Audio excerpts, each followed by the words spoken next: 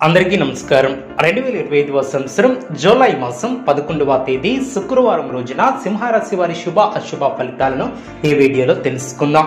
మొదటిసారిగా మా ఛానల్ చూస్తున్నట్లయితే లైక్ చేసి సపోర్ట్ చేస్తారని ఆశిస్తున్నాం. ఈ వీడియో చూసే ముందు ప్రేక్షకులకు చిన్న విన్నపం.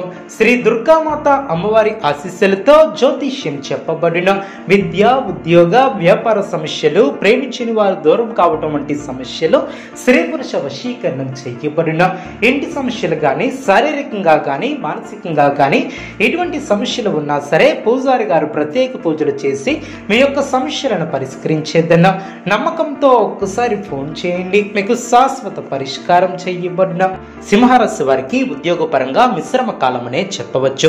ఆర్థికంగా ఎదుగుతారు. ప్రారంభించినటువంటి పనుల్లో ఓర్పుతో వ్యవహరిస్తారు. ముఖ్యమైనటువంటి వ్యవహారాలలో అవగాహన లోపం లేకుండా చూసుకుంటారు. ఆర్థిక వ్యవహారాలలో ఆచితూచి ముందుకు సాగుతారు. మీ యొక్క రంగాలలో పై అధికారుల వలన ఒత్తిడి తగ్గుతుంది. మీ యొక్క కీర్తి ప్రతిష్టలు పెరిగిన, బంధుమిత్రులతో విభేదాలు తొలగిన, ప్రశాంతంగా ఆలోచిస్తారు. ఆరోగ్యాన్ని కాపాడుకుంటారు. మానసిక సౌఖ్యం కలదు. కొన్ని కీలక వ్యవహారాలలో కుటుంబ సభ్యుల సహకారం లభిస్తుంది.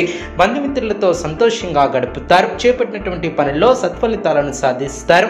కాలాన్ని సద్వినియోగం చేసుకుంటారు. మిత్రుల సహకారం లభిస్తుంది. ఇంట్లో ఆనందం ఏర్పడుతుంది.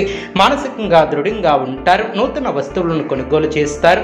ఇతరుల వ్యవహారాలలో జోక్యం చేసుకోకపోవటం చాలా మంచిది.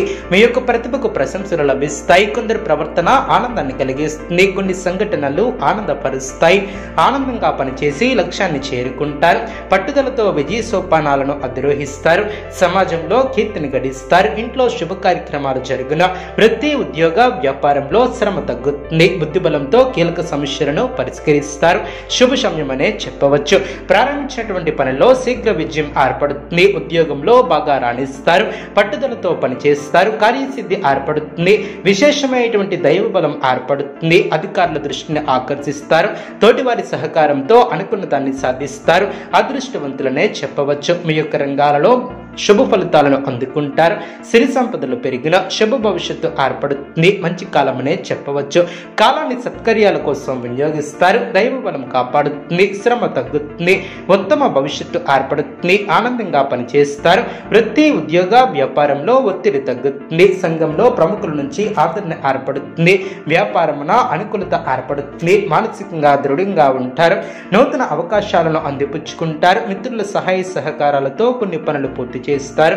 ఉద్యోగాలలో ఓర్పుగా వ్యవహరించి సమస్యల నుంచి బయటపడతారు. వ్యాపారం లాభసాటిగా సాగున, ఉద్యోగస్తులకు నూతన బాధ్యతలు పెరిగిన, సమాజంలో ప్రముఖులతో పరిచయాలు ఏర్పడిన, కుటుంబ సభ్యులతో వినోద కార్యక్రమాలలో పాల్గొంటారు. దీర్ఘకాలిక అనారోగ్య సమస్యల నుంచి ఉపశమనం లభిస్తుంది. నిరుద్యోగ ప్రయత్నాలు ఓ కొలిక్కి వస్తాయి. నూతన పద్ధతులను అవలంబిస్తారు. నూతన కార్యక్రమాలకు శ్రీకారం చుడతారు. సాఫీగా సాగున, గృహోపకరణాలను కొనుగోలు చేస్తారు.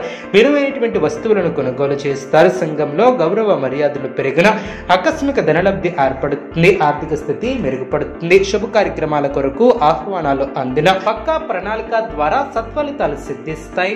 తొందరపాటుతో ఎటువంటి నిర్ణయాలను తీసుకోవద్దు. శ్రమ తగ్గుతుంది. ఖర్చులు పెరగకుండా చూసుకుంటారు.